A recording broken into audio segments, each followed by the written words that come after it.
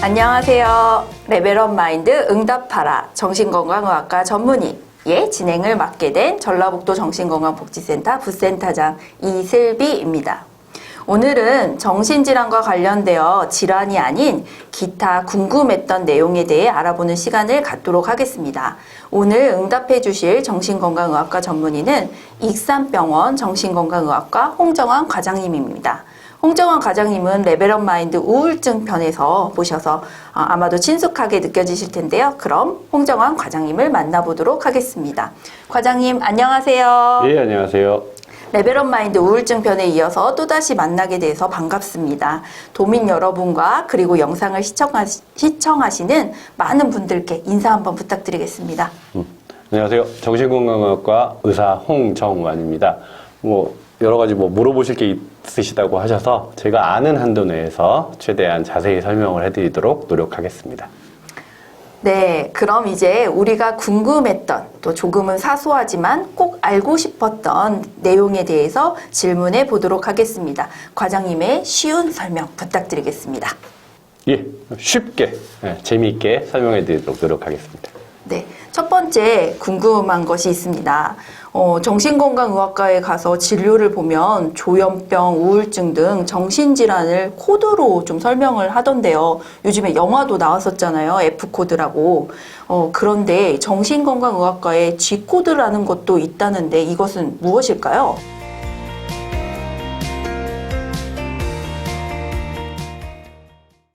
우선 코드의 개념부터 설명을 해드려야 될 텐데요. 정신건강의학과에서만 코드를 사용하는 건 아니고요. 모든 과에서 진료를 하시고 나면 그 진단명, 예를 들면 감기가 있을 때 감기에 맞는 진단명 코드가 있습니다. 이 코드는 의사들끼리 서로 커뮤니케이션 할 때 사용하기도 하고 이거를 건강보험공단에다가 청구를 할 때 나는 이런 병을 가진 환자를 치료했어 라고 하면서 간단하고 간략하게 서로 의사소통하기 위해서 만들어져 있는 건데요.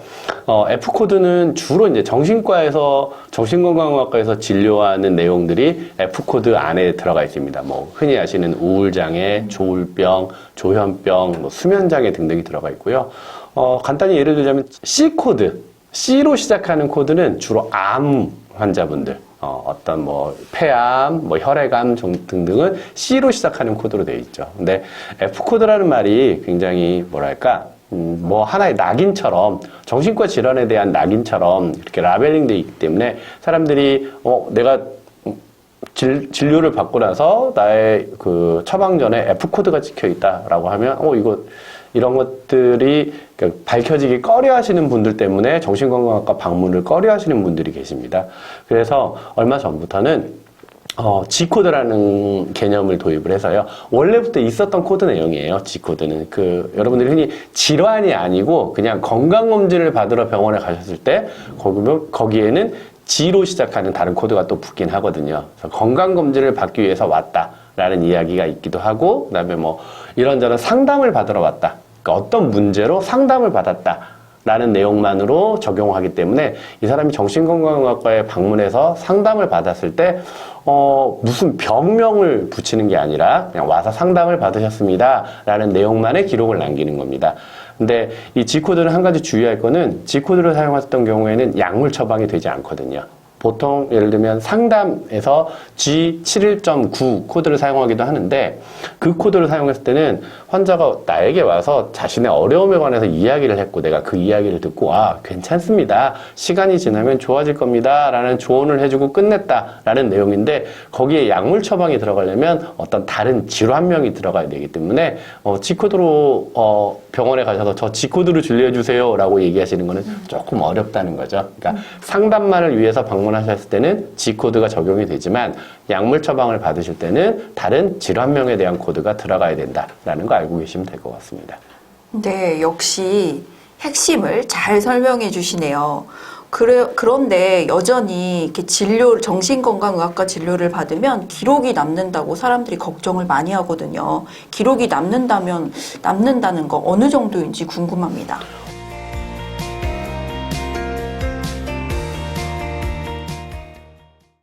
모든 진료 기록은 당연히 남길 수밖에 없고요. 의료법상 하다못해 내과에 가서 진료를 받으셔도 그 진료 기록은 5년 이상 기록을 남겨놓게 되어 있습니다. 정신건강학과에 오셔서도 진료하셨던 내용이나 진료 기록들은 다 남을 수밖에 없고요.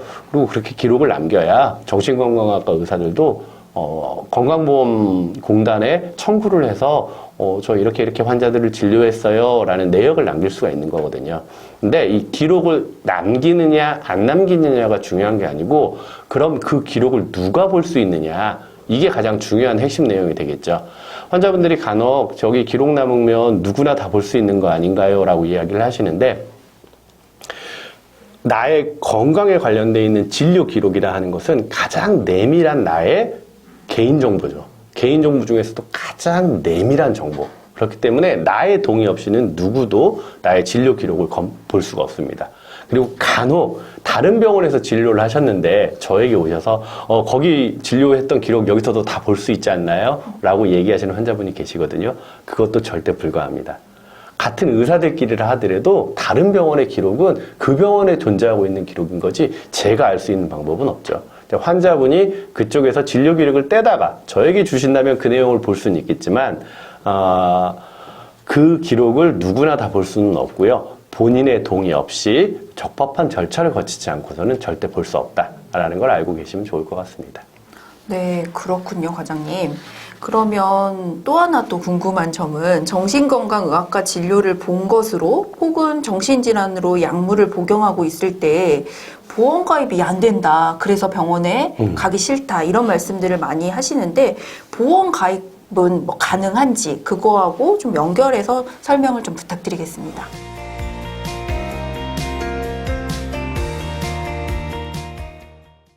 결론부터 말씀드리자면 정신질환이 있다는 이유만으로 보험 가입을 거부하는 것은 불법적인 일입니다.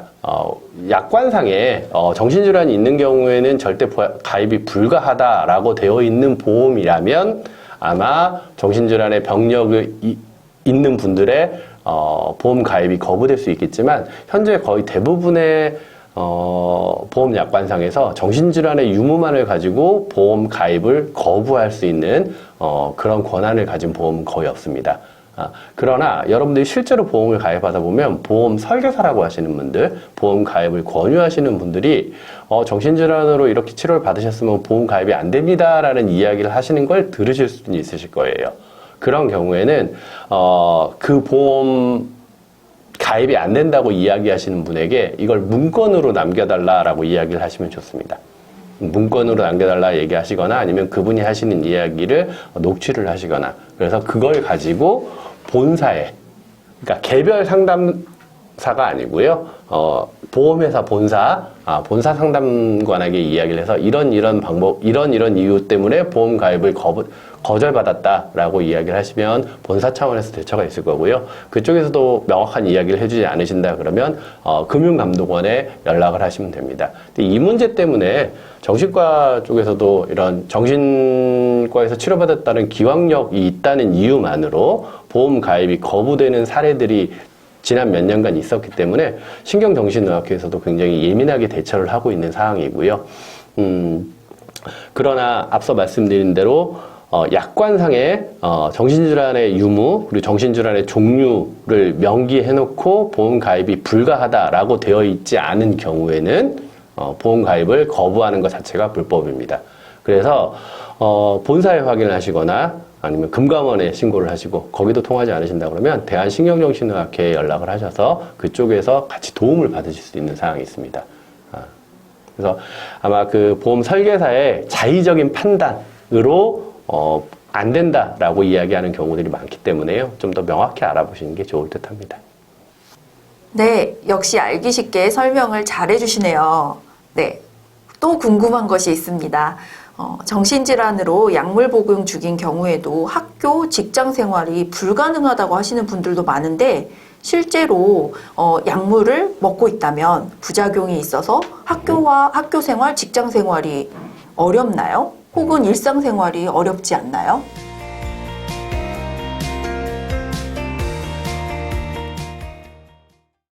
이게 정신질환의 영역이 굉장히 넓거든요. 하다못해 잠을 못 주무시는 분도 저에게 진료를 받으시고, 아니면 또 흔히 우리가 알고 있는 조현병이 있으셔서 생활에 좀 지장이 있으신 분들도 저에게 진료를 받으시기 때문에 굉장히 너무 이제 범위가 넓기 때문에 제가 뭐라고 말씀드리기는 좀 어렵긴 한데, 대부분의 경우 일상생활을 유지하시거나 직업생활을 유지하시면서 생활하시는데 아무 문제가 없습니다. 가장 걱정하시는 게 약물에 의한 부작용을 걱정을 많이 하시는데요.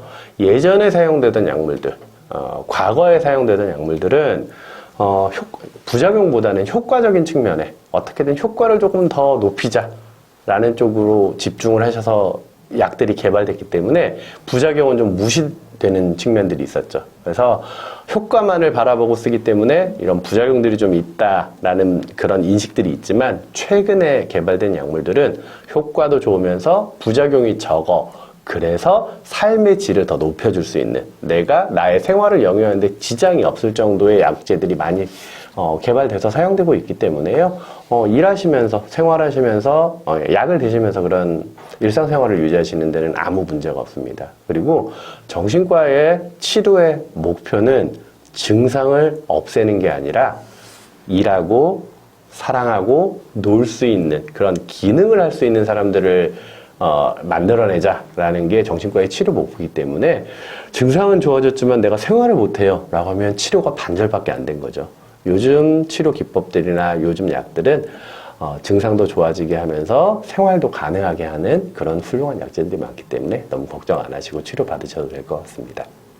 네, 치료 중이어도 또 약물을 복용하고 있어도 학교 생활, 직장 생활 모두 가능하다라는 것을 알게 되었습니다. 과장님, 그러면 학교 생활도 가능하다고 했으니까 정신질환으로 치료받고 있는 남성도 군대에 갈 수 있겠죠?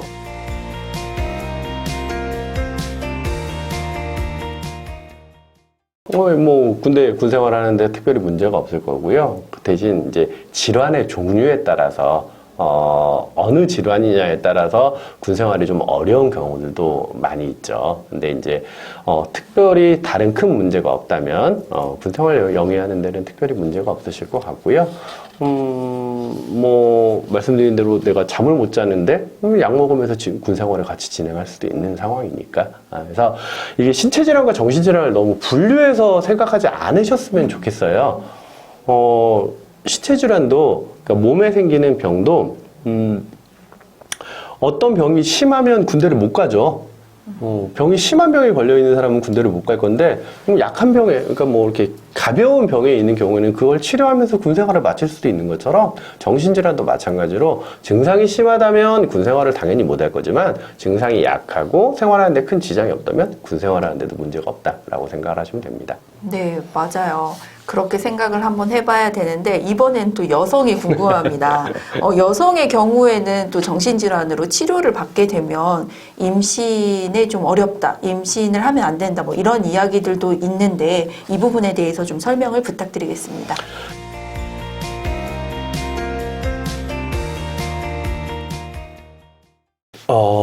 의사들에게 언제나 고민인 문제죠. 임신을 준비하고 있는 여성, 그리고 임신 중인 여성에게 약을 어떻게 쓸 것이냐. 이건 비단 정신과 약물뿐만이 아니고요. 모든 약제들이 다 그렇죠.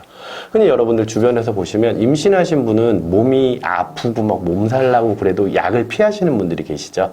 왜 그러냐면 내 몸을 먼저 생각하는 게 아니라 내 뱃속에 있는 아이의 어떤 건강을 해치지 않을까라는 걱정을 하시면서 약을 사용하지 않으시는 거죠. 정신과 약물도 마찬가지죠. 약제들 중에서 어떤 약제들은 아이에게 기형을 유발할 수도 있는 약제가 있고요. 아니면 드셔도 크게 문제 없습니다, 아이에게 큰 문제는 없습니다라고 분류되어 있는 약제들이 있긴 하지만, 우선은 산모들께서 약을 안 드시려고 본인 스스로가 생각을 하시는 경우들이 더 많고요. 근데 여기서 한 가지 좀 고민을 해봐야 될 거는, 약을 끊고 증상이 악화됐을 때 미칠 수 있는 영향과 약물을 사용해서 아이에게 미칠 수 있는 영향을 같이 놓고 같이 고민을 해야 된다는 거죠. 이 두 개를 놓고 어느 쪽이 더 큰 영향을 미칠 것이냐, 어느 쪽이 훨씬 태아의 건강 그리고 산모의 건강에 더 문제를 일으킬 수 있느냐, 이걸 좀 고민을 해가면서 약제를 사용하는데요.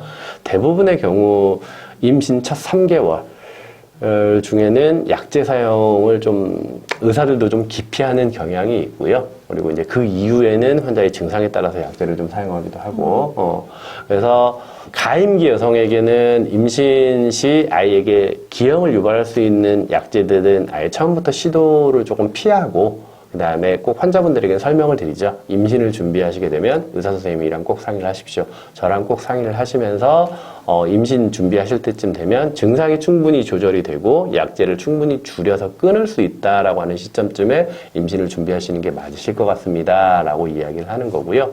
설사 이제 나도 모르게 임신이 되는 경우들도 가끔 있죠. 약을 먹고 있는 중간에 나도 모르게 임신이 됐어요. 라고 하는 경우가 있는데 그런 경우에도 약제를 바로 끊어버리는 것보다는 산부인과랑 같이 협진을 통해서 아이 상태를 꾸준히 파악해 나가면서 그러면서 임신을 유지하는 방법도 있을 수 있습니다. 설명 감사드립니다. 정신질환과 관련해서 조금은 사소하지만 정말 궁금했던 내용에 대해서 알아보았습니다. 과장님의 쉬운 설명 정말 감사드립니다. 과장님, 벌써 마무리할 시간이 되었습니다. 짧은 시간이라 아쉽지만 우리 도민들과 또 영상을 시청해 주시는 많은 분들께 끈 인사 부탁드리겠습니다. 이게 여러 지금 광역정신보건센터에서 대국민 홍보활동, 대도민 홍보활동으로 해서 정신질환에 대한 어떤 편견 이런 내용들을 좀 줄여나갈 수 있는 쉽고 재밌는 영상들을 준비하시고 계시는 게 참 훌륭한 사업이신 것 같고요.